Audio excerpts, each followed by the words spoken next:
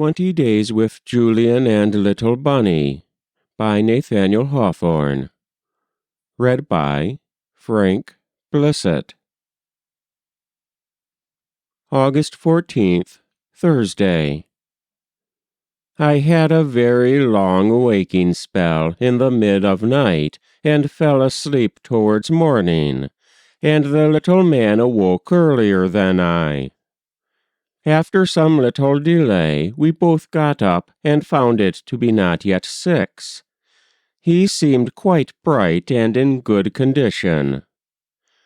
Going for the milk, we saw a dim rainbow, there being a scarcely perceptible shower, and the sun shining out faintly at the same time.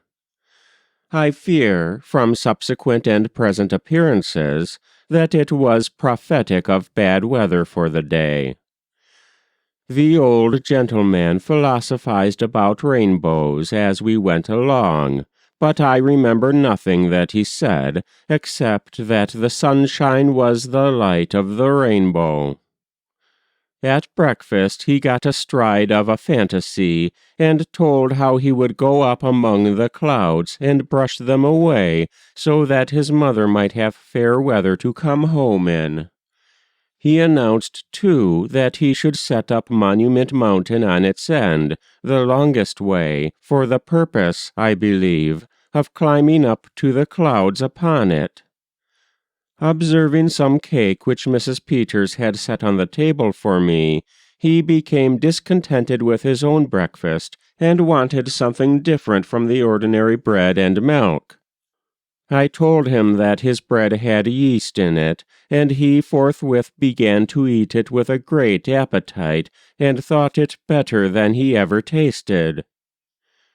About an hour after breakfast, he was afflicted with the stomach-ache, and I gave him some pulsatilla.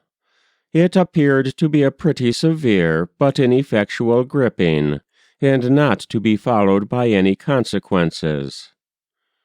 It has now passed away, and he is looking over the German picture book in excellent spirits. The day has apparently taken a settled character for cloud and sullenness, at least, if not for absolute inclemency. Still, I do not know but it will be more comfortable for Phoebe's journey than the sultriness of yesterday.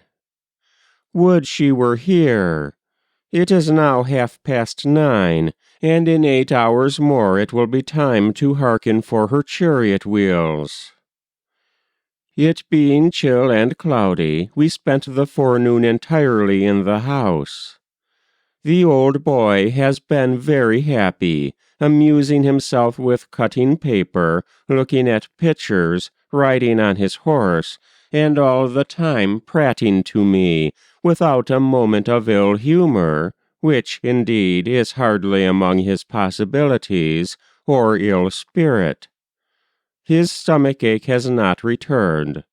He ate a good dinner of macaroni, rice, squash, and bread, and I hope his mother will be here before night to receive him from my hands in perfect order, and to be delighted with the babble which, for nearly 3 weeks past, has run like a brook through all my thoughts.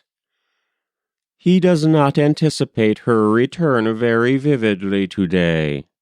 He has not an intense conception of soon or now any more than any other time. For my part, I shall be bitterly disappointed if she does not come tonight. At 3, or a little later, Julian insisted so earnestly that we should go down to the lake that I had to comply, especially as the sun had come out pretty decidedly. So away we went, and the mannikin was in the highest possible exhilaration, absolutely tumbling down with laughter once or twice at small cause. On reaching the lake, he sobered himself and began to angle, with all the staidness of an ancient fisherman.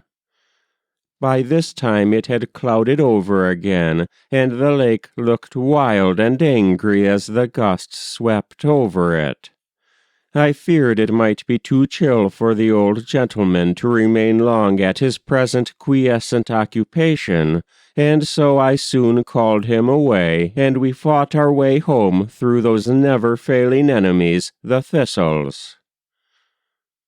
It was now nearly 5, and within an hour, surely, or very little more, Phoebe cannot fail to shine upon us. It seems absolutely an age since she departed. I think I hear the sound of wheels now. It was not she. Julian has just cried out, "Oh, I wish Mamma would come. I want to see her so much, to see her, to see her, to see her. Papa, perhaps we shall find Rose grown up when we see her again." Inconceivable to tell, she did not come. I put Julian to bed not long after 6 and set out for the post office. It was a clear and beautiful sunset with a brisk September temperature. To my further astonishment, I found no letter, so that I conclude she must have intended to come today.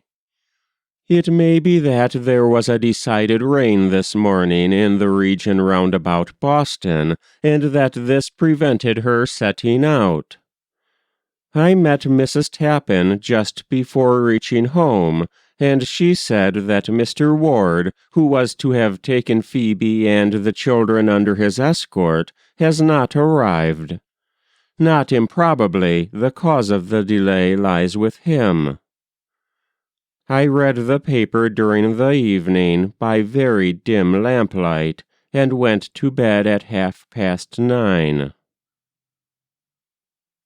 That was 20 Days with Julian and Little Bunny, August 14th, 1851, by Nathaniel Hawthorne. Read by Frank Blissett.